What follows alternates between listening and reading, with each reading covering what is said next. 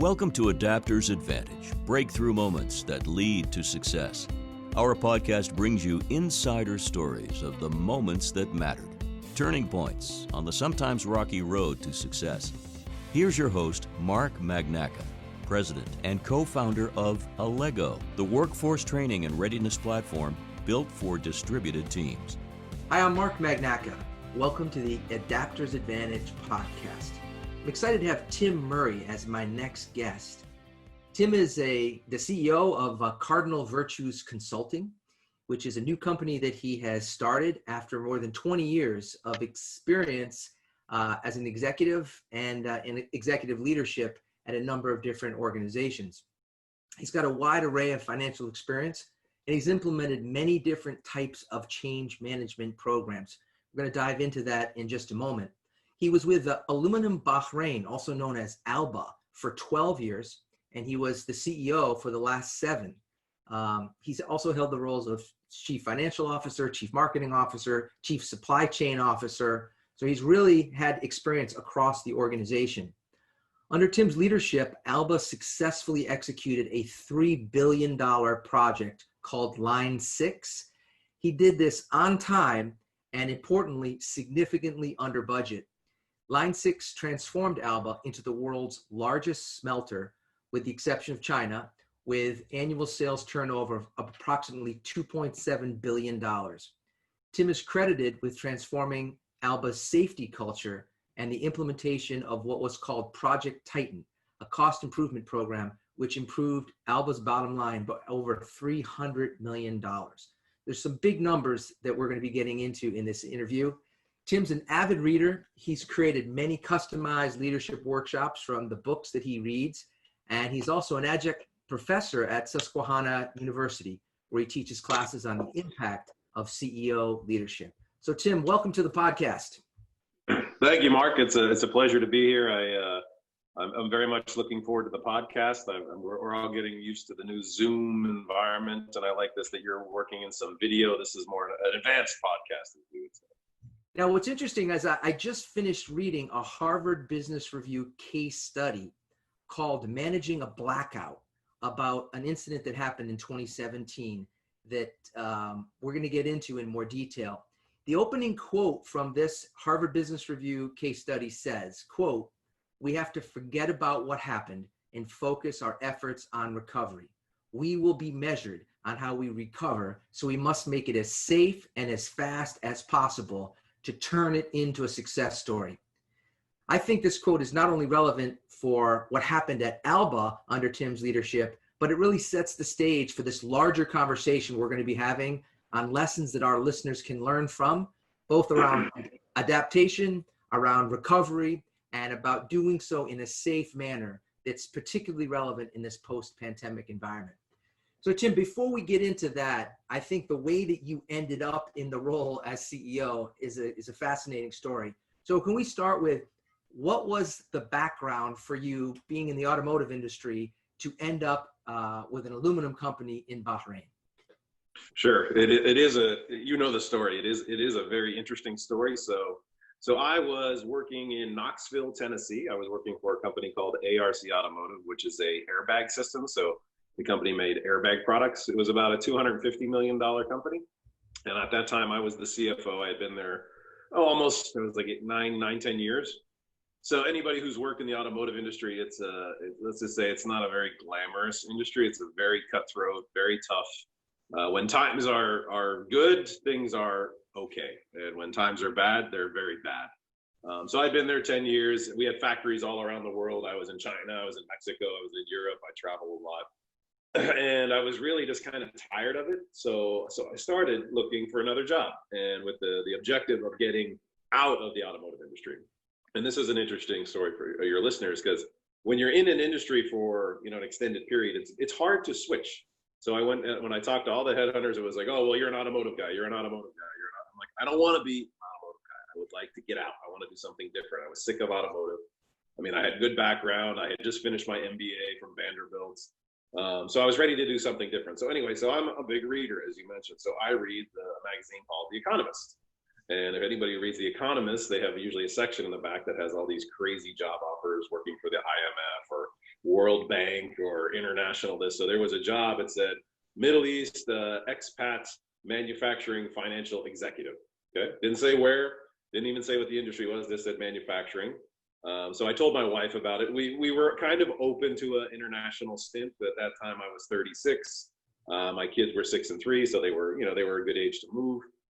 So anyway, I responded. I really didn't expect anything. That was early in 2006.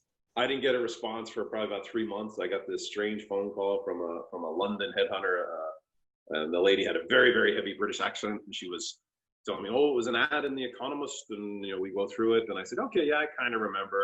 And she says, "Well, it's in Bahrain." I said, "Well, where's Bahrain?" Because I had no idea where Bahrain. And I literally, as I was talking to her, I was like on the internet Googling Bahrain. I see, okay, right, it's right off the east coast of Saudi Arabia.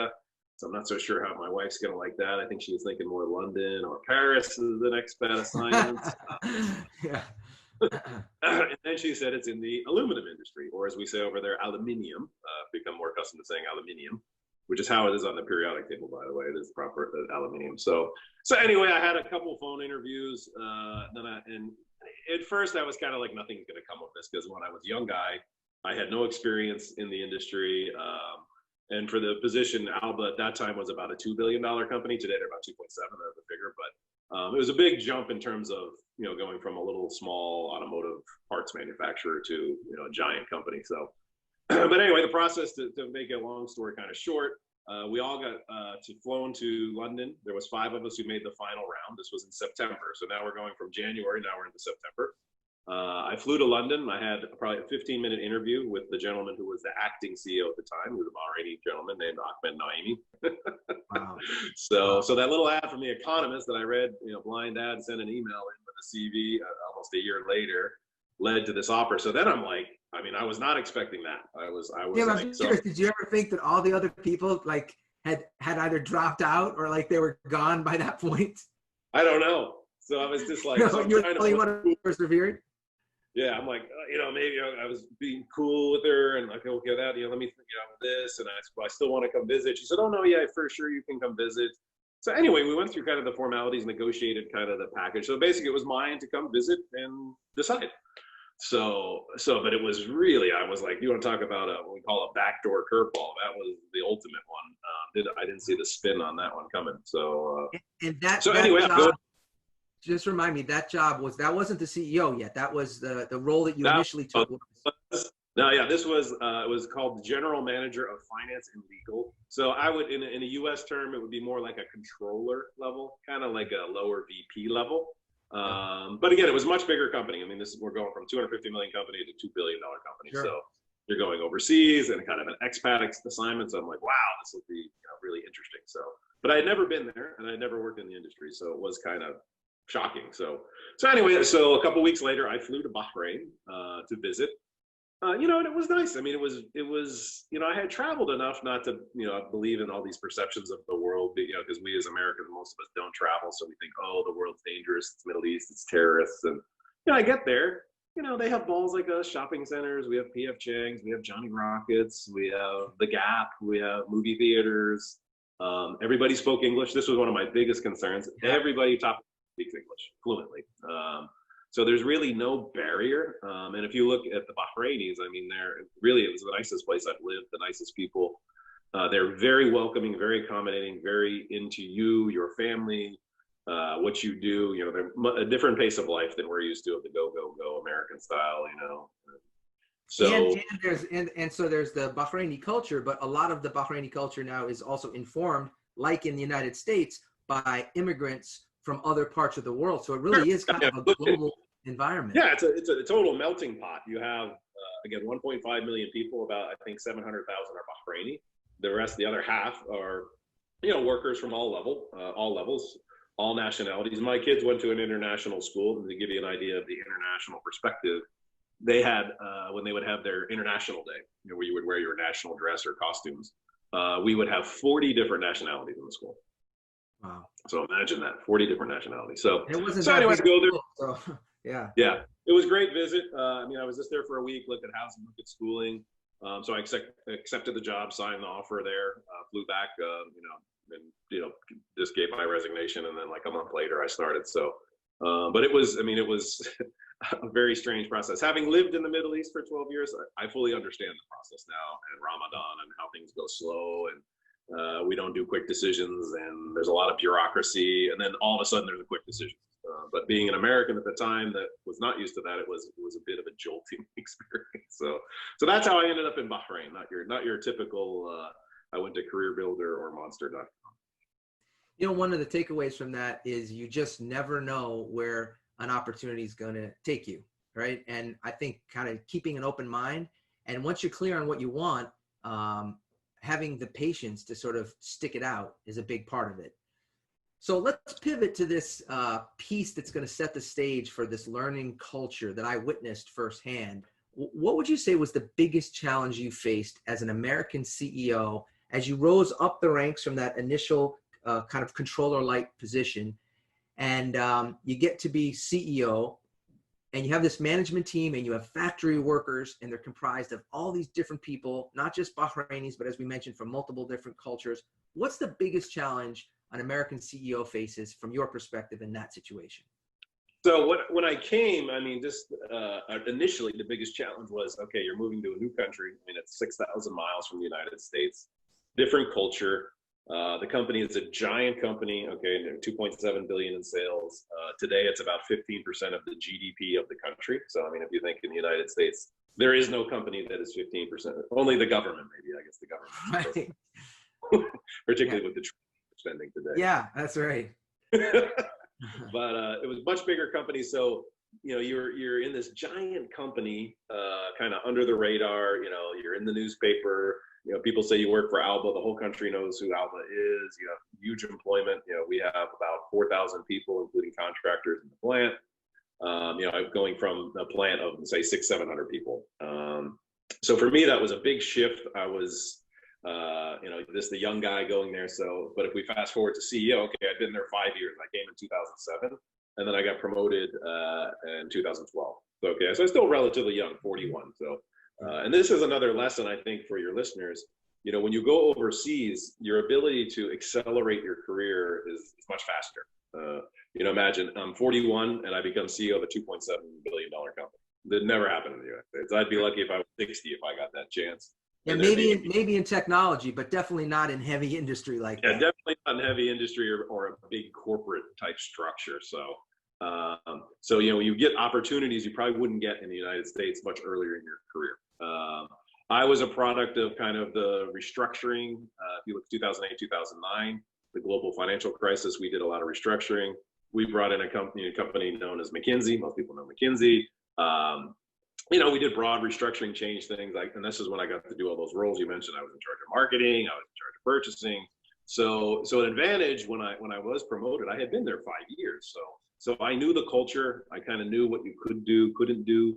So I think that helped me. But again, the biggest challenge at the time, we weren't making a lot of money. Metal prices were low. We had a bad safety performance. We were having a lot of injuries. We were even having some fatalities, very horrible things. So that was my number one objective. And here I am. Okay, I'm a finance guy, right? So I'm a young guy. I'm the finance guy. How's the finance guy going to fix safety? So that was a very big challenge when I first started to get safety kind of back on track, which today, fortunately, knock on wood, Alba has great safety performance now. But so those were the biggest things. And then also being, I think that young guy, because people looked at me before as, okay, he was kind of the young American. All right, now he's the CEO. And I can tell you when you become a CEO, it's very different. I had done all the functions. I pretty much knew everything about the company. And so when I went into the chair, I wasn't really worried about, okay, well, I know everything. But when you're the boss, you know, the buck stops with you, right? The buck stops here. So it wasn't like, oh, you know, go ask the CEO what he thinks or go over and see what the CEO thinks. No, now you're the CEO. So, and you're responsible. And so when you think about, you know, safety, taking, you know, these fatalities we were having, you know, you're responsible, you know, I mean, and I've seen several fatalities. It's a horrible thing, and having to see the family and having to see the wife. And these are horrible things. And, you know, you're the guy in charge.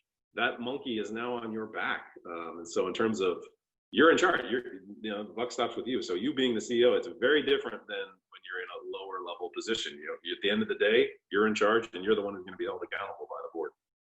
And there's a critical distinction here, Tim. Unlike in the military, where there's a contract in effect that when you sign up for the military, you recognize that in an all-volunteer army, that you put your life at risk, particularly in a combat situation. But generally speaking, when you go to work, you don't think of that. You don't think about the fact that for most jobs that there's this level of risk that's involved. To give you an idea, Alba is 3 square miles, okay? And so you say 3 square miles. So I tried to find something to make that applicable. So I'm a big Yankees fan, as Mark knows. Yes. So if you took three Yankee stadiums, that would be the size of Alba. Wow. To give you an idea. I mean, So think of a Major League Baseball park times 3. That's the size of the facility. So Tim, one of the things I remember us talking about from when we first started talking on the beach, I gave you a copy of So What, and you said, you know what, I think I'm going to give this to my managers, which you did. And then you invited me to come to Bahrain to talk, to do a keynote and a multi-day trainings for your team on this whole concept. And then I realized when I got there that there was literally, you'd help them create a library, and there was a book club, and there was this whole culture that had been established that didn't exist before on reading. So what was the initial reaction that you got when you introduced, hey folks, what we're going to do is we're going to start reading books here at Alba? So yeah, it was interesting. So as a big reader, when I became CEO, I was like, okay, there were some things concepts I wanted to translate. So, and I felt and what I would do is I would have basically these one-day offsites. And so I would give what I would call baby books. I would give the management team, and this would be a group of about 50 people, kind of our senior management team, the book. I give them a month to read it, and then we'd have a workshop. So the very first one I did was called The 5 Temptations of the CEO. It's by Patrick Lencioni. Highly recommend it. One of the very best management books I've ever read. It's a very simple book. You probably, a good reader will finish it in 2 or 3 hours. It's a little fable story, and there's basically the premise is there's these 5 temptations that every CEO faces. It's status over results, popularity over accountability, conflict over harmony, certainty over clarity, and invulnerability over trust. So he boils down being a manager to those 5 temptations, which I think are very good, by the way. It's a very simple way. So I gave it to my staff, and I'm CEO, right? So I'm the boss. And I gave them a month to read it. We had an offsite, and we get there, and I would say at least half the people didn't read the book. And then, I'm just curious, did they think you wouldn't know? I think I don't think, because we had never done it, I think they just assumed it was like any other kind of management offsite. Right, you were going to talk, they would listen. There's going to be some group activities, and then we're going to read. But I actually run the offsite. So I'm going through, and I give, okay, well, what did you think of this? And I was getting blank stares, deer in the headlights, and I'm like, all right. And then I got upset, and I said, okay, raise your hand if you read the book. Okay, and if you didn't read the book, you weren't raising your hand, right? Because then you were going to get tortured if you did. So. Oh, absolutely. So then I was just like, okay, well, we're going to go through this. And I said, as CEO, I'm very upset with this. This better not ever happen again, because I'm the boss, right? Imagine you have this power. I'm the CEO. I could fire you, and you didn't read my book, and you come to an offsite. So, but to show you, like, that's just this culture of reading. I mean, it's not just there; it's everywhere. Today, we do not read. I mean, okay, we get a blip, we get a notification, we get Instagram, we get Snapbook, we get Facebook, all these things, but we don't take the time to read. And to me, it's a lost, I think it's a shame. It's a lost art, because to read a book, when you read it, that's all you think about, right? And you can't just read a chapter or just an article, you really need to get into a book. So anyway, so then the next one, so then we had the next workshop. I forget what the next book was. I forget what I did. I think I did Who Moved My Cheese. Okay, very simple one, right? And so, okay, so then now I learned. So I put in some enforcement criteria. So they were given the book. I think it was 6 weeks ahead. I gave them more time. Then each week they had to tell my secretary what page number they were on. At the end of the week, they had to send her an email to say that I'm on page whatever it is. Then prior to the offsite, they had to come because we would give out T-shirts and hats to the offsite. It was part of the team. So to get your T-shirt and hat, my secretary, her name was Janita would ask them a few questions about the book. And if they couldn't answer those questions, they didn't get their T-shirt and hat, and they didn't come to the offsite. Wow. And from that day forward, that was the enforcement. And, and the reality is, if I didn't do that, they wouldn't do it. I mean, there would be some that would, but I had to make it very painful, and almost like, a kindergartner that, sign this, and this is what page number you're on. but otherwise they wouldn't be disciplined enough to do it themselves. And then they'd wait till the last minute. That was in so, the beginning. That was in yes. the beginning, though, right? So then what happened, like, because in terms of the evolution, by the time I was there, and you know, with the shirts and the meeting and people like, it seemed like the approach did work because people did start reading the books and being able to talk Yes. intelligently. I think they realized, one, I was giving them good books, as I would tell people. I'm like, I've read hundreds of books. I'm only giving you the very best of the best. And I think they did have fun at the workshop. They understood it. It helped them. And it was nice because actually they would take the books, they would share them with their family or their kids. One of the takeaways for our listeners is a concept called hard now, easy later. And what you heard as Tim just described this, it was hard. Like, he had to use all of the power of the title in terms of that role, as well as sort of his personal energy to corral people to get this thing started. So it was hard in the beginning, but then there was a certain momentum, and then people began to realize, especially as so many of them started to get their MBA, like, if you want to be someone who's respected in this culture, you have to be educated on the topic at hand. Otherwise, you have no right to even really be contributing to the conversation. So by the time I got there, I saw that there were so many eager people who wanted to learn. You know, they didn't want to just sit back in their chair and sort of observe. They recognized, like you said, that they're working for one of the preeminent companies in the country, responsible for 15% of the GDP. And to compete in that marketplace, you better be executing on great ideas. So it's against that backdrop, Tim, that you come in and as you said, there were fatalities that happened with the previous CEO. What happened when you basically put down the gauntlet and said, I want to have a work environment where there are zero fatalities? Not 2 or 3 is acceptable, but 0. Right. Yeah, I mean, so as you mentioned, the safety concept, it's around the world. It is very different wherever you go. And it wasn't that safety wasn't a priority, but like at Alba's a 50-year-old company, this giant company, 15% of GDP, again, 3 square miles. I mean, we had well-established systems, processes, but what we do as a process is inherently dangerous. You have hot liquid metal at 960 degrees C, which is almost 2000 degrees Fahrenheit. Moving around big vehicles, big cranes, so if you don't follow the procedures, you can get killed. So it's serious. So I think that problem we had was the mindset of a compliance mindset versus really believing or ownership. And so it was a big challenge because, like, again, I come in, we had just had 2 months before it had our 5th fatality in less than 3 years. And so as CEO, I'm like, what do I do here? Because people were scared. But we had become people didn't want to come work there. It was a dangerous place. Don't go work at Alba. You might get killed. And again, here's your kind of premier company, 15% of GDP, huge, where it shouldn't be that, it should be the flagship versus this bad company to work for. So to get that, that priority shift, it was tough. So at the time we had consultants in, okay? So we had some consultants that were safety consultants, and they were good consultants. But as we know, with most consultants, when they come in, it's very easy to shift the responsibility of the consultants. They're happy to take the responsibility because you keep paying them. So we had these consultants for about a year, maybe a little bit more than a year. We had brought them in because we were having fatalities. So we brought in one of the best consultants in the world. And, it was, and again, it's not that they were bad, but it was like the consultants here, it's their problem. And I firmly believe on safety. You cannot outsource safety. You can outsource a lot of things, but not safety. And we didn't have the belief.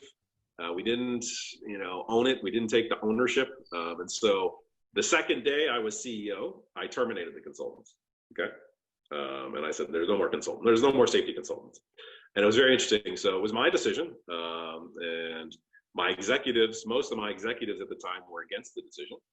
They all told me, don't do this. You're a new guy. You're a finance guy. Why are you taking this risk? They're going to blame you. We love to blame. And I said, no. I said, I am responsible. And I said, now we're all responsible. I said, so there's no more consultants. And I said, if we continue to have this, maybe I'll be gone, but you'll be gone too. And so we're all going to be on a ship together. And so it really shook the organization because again, the power of the social media and the small environment, they're like, Tim sacked the consultants today. And they're like, whoa. And everybody was like, okay, they're serious, because we had to shake it. It had to be something drastic. We couldn't just say, oh, we're going to do another workshop on safety, or we're going to do another plant visit on safety. When they realized, okay, and I can tell you, my executives and my management team, they knew they were responsible. There was no more, oh, well, the consultant's here, they'll do it. And Right, so right. I think shifting that, as I called it, the monkey is now on our back. There is no consultant to call or blame. It's us. And it really did change the perception of people that, hey, this guy's serious about safety. I mean, he's taken it.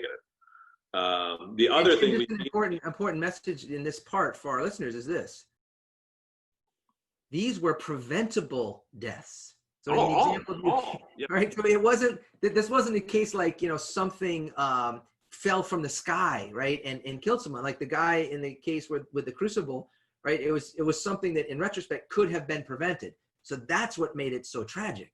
Right. Yeah. And if you look at, I would say 99% of the safety instances you have, it's behavioral. I mean, in this case, the guy was walking in an area he shouldn't have been. There was a coworker who was there, was supposed to be helping him. Both of them didn't do their jobs. They were doing the procedure. It happened. It shouldn't have happened, but they shouldn't have been in that place. So it shouldn't have been a fatality. So at Alba, one of the things I found, okay, after that, we started doing many more plant visits. Okay, and you may say, well, what's the big deal? You probably did plant visits before. Well, yes and no. Executives typically didn't do them, particularly the CEO. Okay, this is a very big organization, very hierarchical. You're the CEO, big corner office. And you don't typically, in the past, the CEO didn't typically leave his office much, and he didn't put on, and this is, you have to put on we have a blue flame retardant uniform, heavy safety shoes, helmet, glasses. So when you're going out into the plant, it's a whole process. And if you're there in the summer, I can tell you it's a very hot time to go into the plant when it's 110, 20 degrees. It's not, you're not looking forward to doing plant visits in an ambient temperature and that kind of heat. So we started doing that. So that helped. I think people started to say, okay, they're serious. He's out here. And I found when people would see that, you were really busting your butt, they would say, okay, maybe he is serious. You would see me physically out there early in the morning or on the weekend or night visits. I don't have to do these things. They saw there was some genuine care, I think, versus just, oh, we're checking the box, plant visit, here's the report for tomorrow. And I also found I used some of the, in Bahrain, it's a Muslim culture. So it's Islam. And one of our campaigns, our very first campaigns, we used this phrase called change starts with belief. Okay. And this is from the Quran, from the Holy Quran. And so we plastered it everywhere. And it really hit home, and it would be in English and Arabic. And, and I would build on that because really, you had to believe it. It wasn't just, oh, Tim's here for a visit, or we're going to do this campaign. Did you really believe in safety? Do you really care? And when you linked it to their religion, yes. It was like, they're like, wow, and I would tell people, it's like, you want to come to work safely, work safe, go home safe, and be safe at home. It's not just, oh, you punch your badge and, okay, I'm in Alba, I'm good, and then when I leave, I'm not. Either you believe or you don't believe, and you take that belief system to your children. And so that was, and I wasn't like I planned that. It was just one of the guys said, yeah, change starts with belief. And I said, no, that's a good one. And he said, no, that is a good one. The beauty of it, that works regardless of what the religious or cultural background is, because it's true. It's true. So, and then the other big thing is prior to that, we had 8 safety principles. Okay, 8. So imagine trying to remember, and it was the management will take responsibility for safety in every aspect. Employees are expected to, there were these really long sentences. They were 8. These were something the consultant recommended. And the theme around it was really, we put a camel around it because it was the Middle East, which I think was, my personal view, was kind of offensive. So it was like more of a joke. They're like, oh, here comes the safety camel. I don't know that they're known as really safe animals anyway. I'm not sure what the connection is. But again, this is an example of the consultants not kind of being, I don't want to say respectful, but they didn't understand the culture because, it was like, oh, we're in the Middle East, so let's use it. And it was an acronym.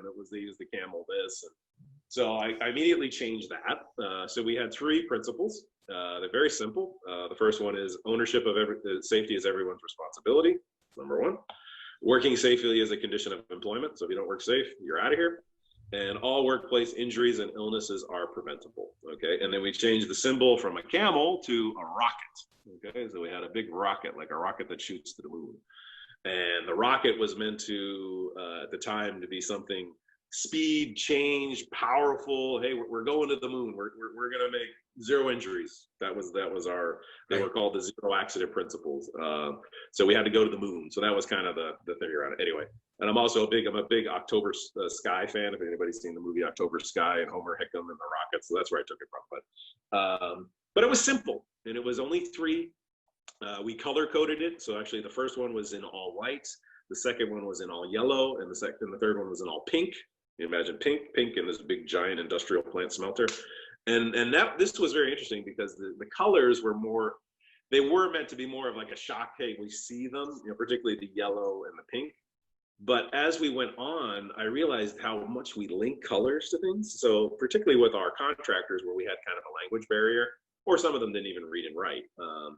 And so like when we would do a visit, one of the first things we would ask, please give me the safety principles, and they could do it in their language. That was fine. Right. But a lot of them would struggle, but they would say, okay, it's the white one or the yellow one or the pink one, which was fine to me. Yep. Like they knew what it meant. Yep. So breaking it down in such a simplistic color coded fashion, it was powerful because if you look today, think of us as colors.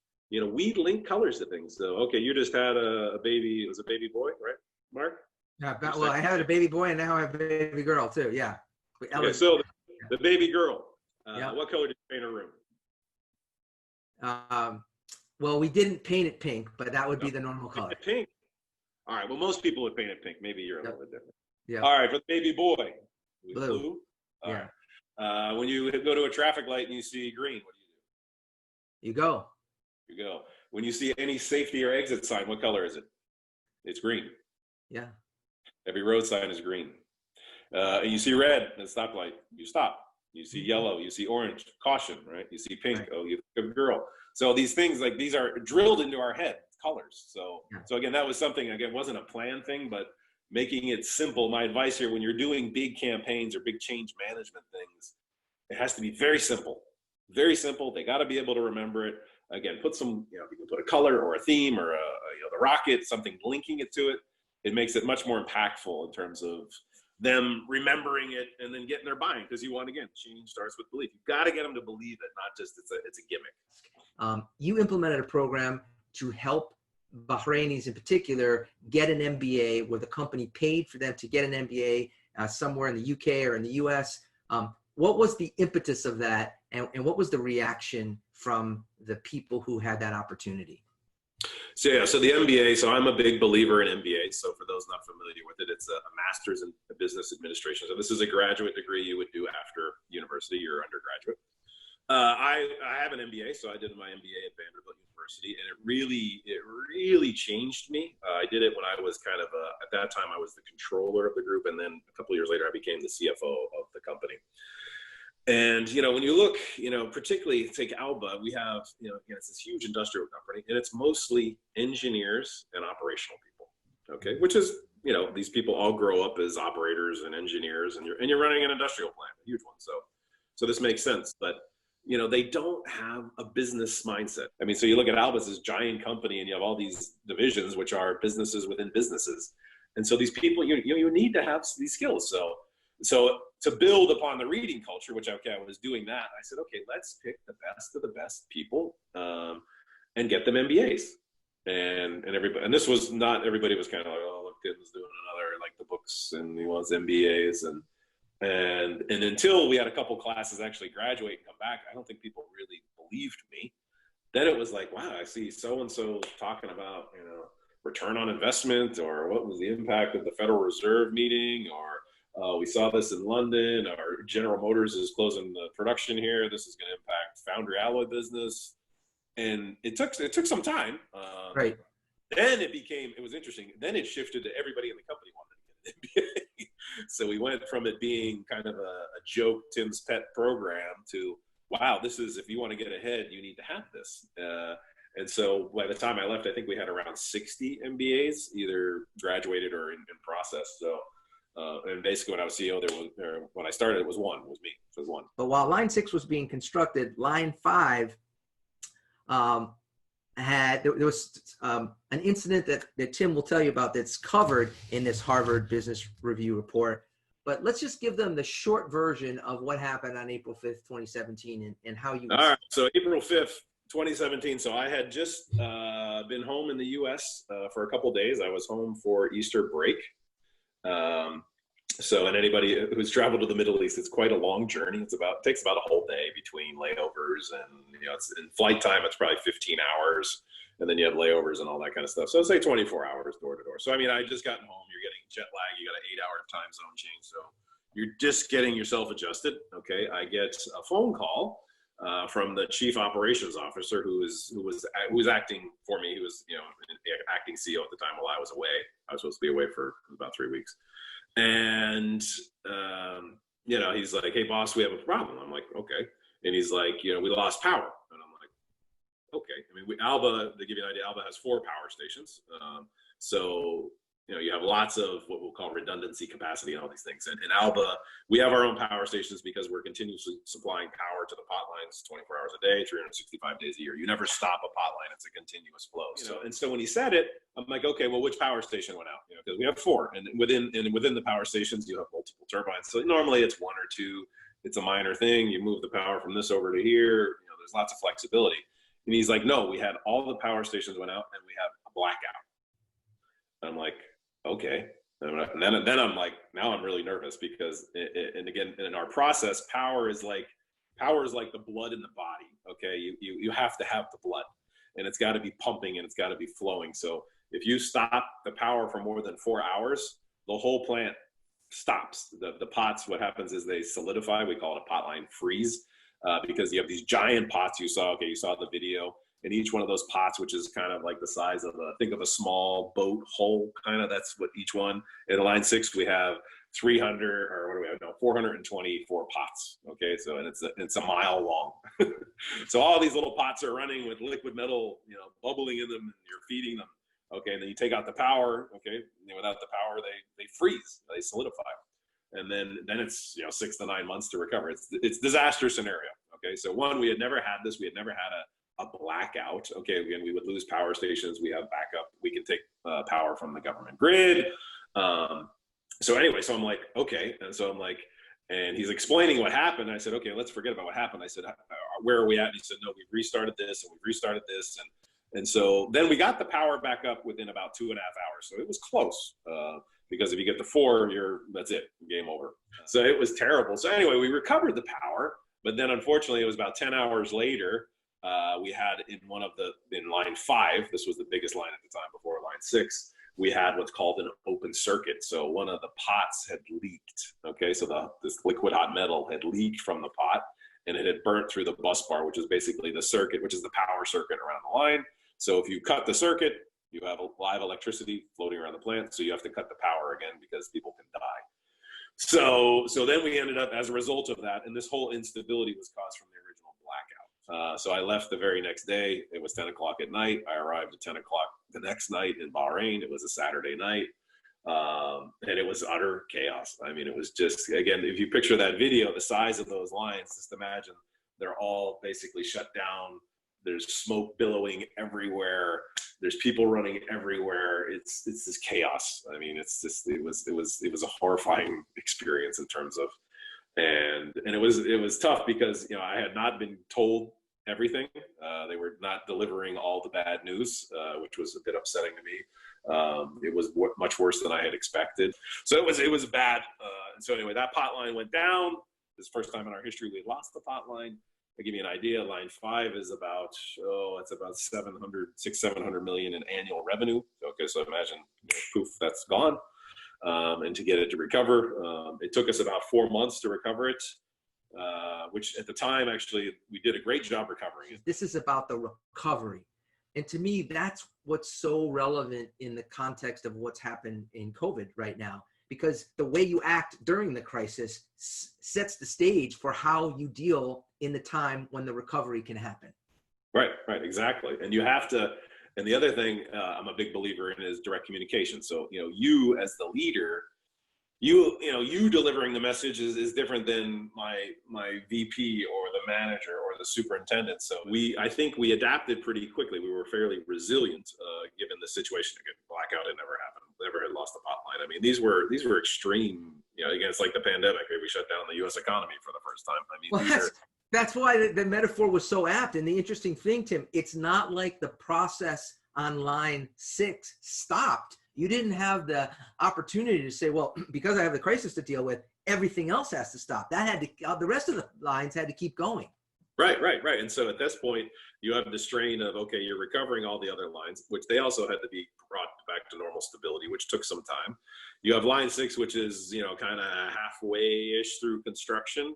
We still had a little bit more to do, but so yeah, I mean, it put a tremendous strain on the organization because, imagine we 4 months of basically starting a pot line, which is something in your industry, you do that every 10 to 15 years. You don't have this skill set laying around because these are huge investments. You do it every 10 to 15 years and you upgrade your facilities. So that put a tremendous strain on the organization. But Tim, I have to tell you though, even I hadn't made this connection until you just said that. But if you think about kind of like SARS, early 2000s, right? There was a small body of people who had the knowledge, who were firsthand, who dealt with that pandemic, right? But in terms of being able to quickly flip a switch and say, well, what can we learn from those people? It took time to be able to derive what can we learn from the past virus pandemics that have spread and be able to apply those lessons. And so I think this whole idea of being prepared in advance, it's not lost on anybody listening now, but it's easy to get lulled into complacency over time and forget. Let me pivot from this piece. So you managed through this crisis. What's the biggest takeaway for our listeners that relates to how you adapted to this crisis, and what can our listeners learn from this as relates to this post-pandemic environment we're moving into? I mean, I think from the crisis, again, one about communication. I mean, I can't emphasize that enough. It's, you got to communicate, and over communicate because, in these times of crisis, people want information. And if you don't give it to them, then the rumor mill just goes wild. And if as we've seen, particularly with the pandemic, like you look at social media and the power of the social media and what flows and what's this and what's that. And Trump said this, and we heard about a new vaccine and this is going to happen. And so you've got to communicate a lot, early and often, I would say. Also, again, the bad news, you're in these crisis situations, everybody's got it. You got to get all the data on the table. You got to have the facts. People who are making decisions can't make good decisions if they're not given good data. And so in terms of, even as bad as it may be, and you're afraid you're going to get fired or you're going to get punished or something like that, you got to have that level of trust that those things are delivered. So that's critical. I mean, in the age of the pandemic, I think you have to be positive. I'm a big believer in being positive. So one of my sayings I like to use, it's a General Colin Powell. It's perpetual optimism is a force multiplier. So you have to be positive. And if you're positive, your people will be positive. If you're negative, your people will be negative. So as we get ready to wrap up, Tim, I know you do a lot of work with young people. You're an adjunct professor. So both at doing work at Susquehanna and helping in your alma mater relative to your MBA at Vanderbilt. When you think about young people, and I mean anyone who's students, college age, MBA, what would you say is the most important skill based on your experience that people should be learning or improving on today as we move forward in this economy that people need to adapt with? I mean, it's very interesting you say this because, I taught in the spring for the first time here. So I had a class of 16. And the class that I teach, it's called the CEO Challenge. So my advice, we talked a lot about the reading. I really think you need to read. And it's not just in the classroom. Get into the habit of reading. There's a great book called The Power of Habit, which was also recommended by Mark to me, one of my favorite books, and about the building of habits and successful habits, as well as the Stephen Covey, the 7 highly effective habits of successful people. But just get into that habit of reading. It shouldn't be work. It shouldn't be, I have to do it because of class. You read whatever you want, but just get into the habit of reading. Okay, when you get into the workplace, I think a very important one, which we miss a lot, is listening. I think we're also busy. We all like to talk over one another, or we have social media. And I think that ability to listen, particularly as you move up the chain, up the ladder. But again, that listening, it's a very critical thing. There's a nice phrase I read. It was one of the books I read recently. I think it was called "Thanks for the Feedback," and it said, "Are you listening to reply, or are you listening to understand?" Okay, yeah. So listening to reply means I'm ready. I'm going to argue with you, and as soon as you're done talking, I'm going to argue back. Or are you really sitting there and listening to the person? So, are you listening to reply, or are you listening to understand? Because I don't think we do a lot of listening to understand, unfortunately, in our world today. So I think those are very important. And my last piece of advice is you need to work hard, and don't expect bonuses and benefits and flex time and all these things. Our society and this job market is going to be a disaster. I think it's going to take years for us to recover from this. It's not going to be a normal situation. And I think it's, one thing I saw with the younger generation, and I'm not trying to stereotype, but their expectations of what they should get at a very young age are very high.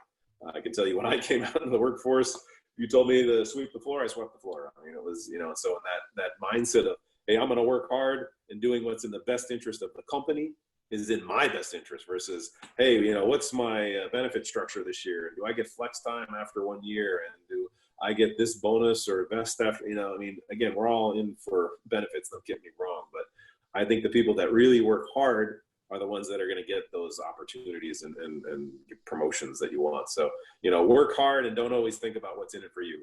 If it's in the best interest of the company, it's also in your own best interest.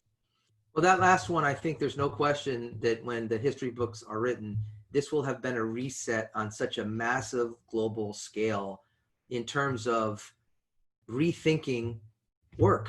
And, if you think about, for most people, work is a third of their life, sleep is a third of their life, right? So it's a big part of your life.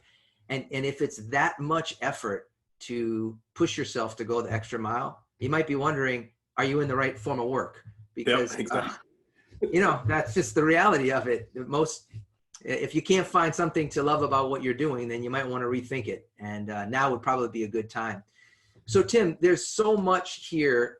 There's so many different ways. I know you're already starting to work with companies. You've got CEOs, you've got people who are reaching out to you to learn from this experience. I know you had a whole speaking tour booked all over the world, really, pre-COVID. And now all of that is being adapted. If people want to learn more about you and be able to reach out to hear more about the story and how you might be able to help them, what's the best way to do that?